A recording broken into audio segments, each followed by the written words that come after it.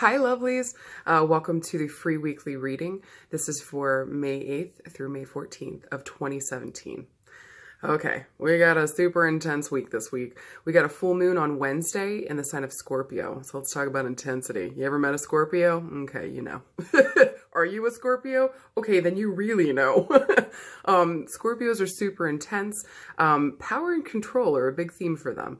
I just feel like these guys were just born knowing.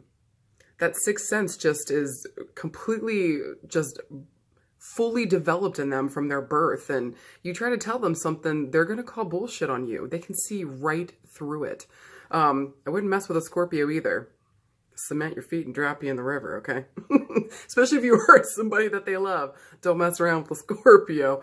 But these guys, like, they're well known for finding out lies. If you're lying to them, they will find out. There is no point. You might as well just tell the truth and really be yourself with them, because honestly, that's what they really want. Beneath everything with the Scorpio, what they really truly want is just to connect. So I feel like this full moon's going to ask us not only to connect with others, especially people in our lives, if we've lost connection there. Maybe also too, if we've lost connection with what our goals are, if we've lost connection with who we are inside, there's going to be a big call this Wednesday and this week to really reconnect with yourself, and find out what you're really about. Those things may have changed for you. Shit, they could have changed yesterday. You know what I mean? Like, this is the way that the world is right now. And I think always, things have always been kind of chaotic and crazy, and you don't really know what's going on. This false sense of security, like, I don't buy into it. I'm going to make my own. And I think that this full moon is asking us to do that too. You need safety and security. Create it for yourself. Don't wait on somebody else. Don't look outside of yourself. Start from within. I think that's probably the biggest lesson that Scorpio wants to give us. You want change, you want drama, but the good kind. You want your life to change in a beautiful, powerful way. Start from within and trust yourself. Again, these guys can see through all kinds of bullshit. Don't even try. And this week, if anybody comes at you with some BS, call it like you see it. Peel back those layers and say, why are you doing this? Why are you trying to lie to me? Even if it's you to yourself, why are you trying to lie to yourself? What is that going to do for you? What are you trying to hide? I think it's all high time that we stop hiding. We allow our light to shine, and we really bring our magic into this world so that we can help transform it the way that we all see and want it to be. All right, well, with that being said, it's also Taurus season. Taurus and Scorpio are actually opposite signs. They're on like the opposite ends of the spectrum there. But if you ask me, they're a lot alike. These guys both need safety and security. They love anything in this life connected to pleasure, especially sex, and food and all of that. They know how to overdo and overindulge. These guys know how to party, okay? Where they differ, I think most, I guess the biggest way, is that Scorpio is all about power, but it's the inner kind. Do you know what I mean? Like coming from within, where Taurus is all about power too, but it's about their beauty and their surroundings. That safety and security for Scorpio is coming from within. The safety and security for Taurus is the furniture that they have, or the painting on the wall. They know that they can use these resources if they need to, and the people in their lives. It's kind of, you know, without where Scorpio is within. So there might be a push and a pull this week about where your priorities lie, where your goals are. Again, it would help you a lot to kind of just reassess where you are right now and to follow your heart. Now what the world's telling you to go after, not because, say you've got this painting and it's $1 million and you know that whatever happens, you know, you've got this thing. That's awesome. But what about the inside? What are you doing to shore up your safety and security? Say you lose that painting, or you lose that person, or that job that you absolutely sure is going to happen. What if you lose that? Then all your safety and security is gone and you feel like you have nothing. Stop that craziness this week. Go within and make sure that you've got that safety and security within you, knowing that no matter what happens, you've got this. Okay. All right. So I also picked 3 cards. I'm going to hold up each card, pull whatever card that you're pulled towards. Go with that card. It could be all 3 cards. It could be 2 cards. It could just be 1. Pick what you're drawn to. All right. So here's card number 1.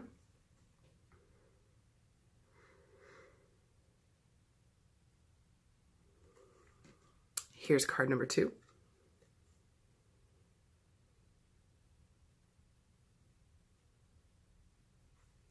And finally, here's card number 3.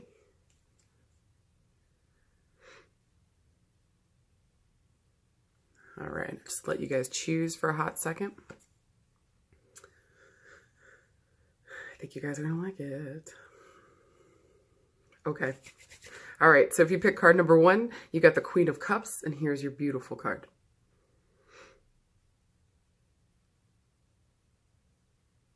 Talk about a powerful card. Whew. Okay, so I was like, where do I even start with this card? First of all, when cups show up in a reading, they talk about our emotions. Where are we emotionally? This is going to be an emotional week for you, and you've got some things to figure out. Talk about a card of trusting your inner power too. You know, this card is really asking you to go within. This card actually asks you, I feel, my interpretation of this card is that it's asking you to go within and bring to the forefront what you need to grieve so that you can let it go. That's some powerful, deep stuff. It's almost like once you're able to grieve and let this thing go that you keep putting off, that you need to grieve, it's almost like you find your power again, or your power comes back to you. So it's kind of like, if you notice in the card, the female, she's holding this cup, but she's pointing behind her. She's pointing towards the past. It's definitely something that happened in the past. She's pointing towards a cheetah in this card as well. Talk about like a symbol of power. Like, cheetahs can take off. They're like the fastest cats or some craziness. Like, cheetahs don't mess around. But cheetahs also, there might be a call this week to grieve a loss of a child or the loss of your inner child. Let's go in deep, okay? So face that. When cheetahs show up in cards or in readings or as an animal totem, a secondary message to them, a lot of cheetahs lose their babies. And so there's this lore that their eye markings are the tears of them losing their babies. So that's why I'm saying that there might be a call to grieve a loss of a child, and that could even be your inner child as well. Or your innocence. There's some type of, or even the innocence of the world. Do you know what I'm saying? Because right now it's getting kind of crazy out there. We kind of don't know what's going to happen from moment to moment. And if you had this idea of the way that you wanted the world to be, you may have to grieve that idea, let it go, reassess what's truly real here, and rebuild from there so you can make it better and you can make it into the way that you see it, the way that you want it. Also too, if you notice in the card, there's a new moon in the background. So new beginnings are happening for you this week. It can kind of leave you feeling kind of crazy and chaotic, like you're not really sure what's going to happen. I kind of think the whole month of May has been like that so far, and we're only on the 8th, but still, there's this kind of chaotic craziness going on right now. So what this card is asking you to do is to pay attention to your emotions, pay attention to what you're feeling right now, allow that to guide you so that you know the next steps to take, but know that everything's going to be okay, and that you are moving forward. Trust the path that you're on, trust that you're doing the right things at the right time, and grieve what you need to grieve. Everything will be okay this week, and that you've got it. So good job. All right. So if you pick card number 2, you got the King of Crystals, and here's your beautiful card.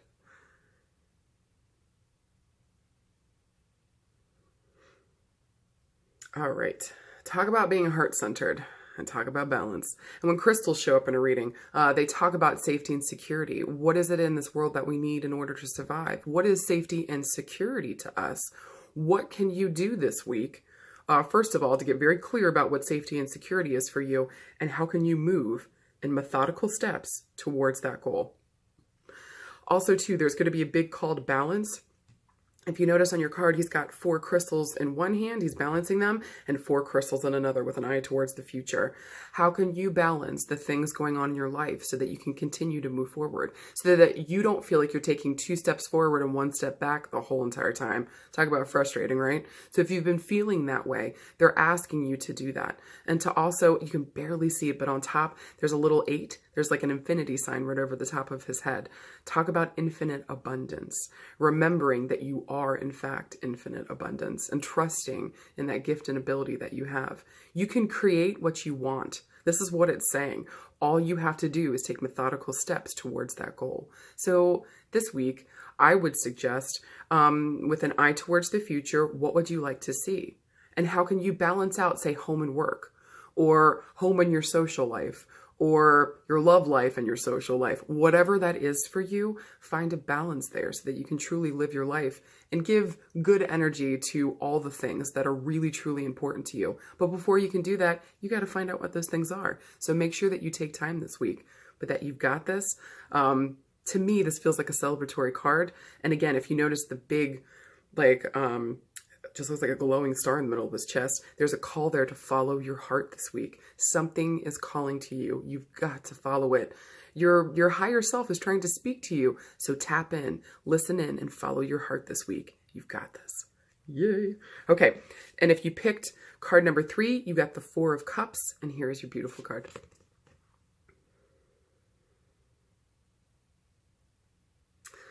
She looks a little sad, doesn't she? Even though she's surrounded by absolute beauty. This week, with this card, I would say make sure that no matter what's going on, no matter what's got you down, that you also give attention and give thanks for what is going right for you. Don't miss an opportunity because something else isn't working out the way that you want. Don't just focus on the negative here. Make sure that you're fully aware of everything that's happening in your world.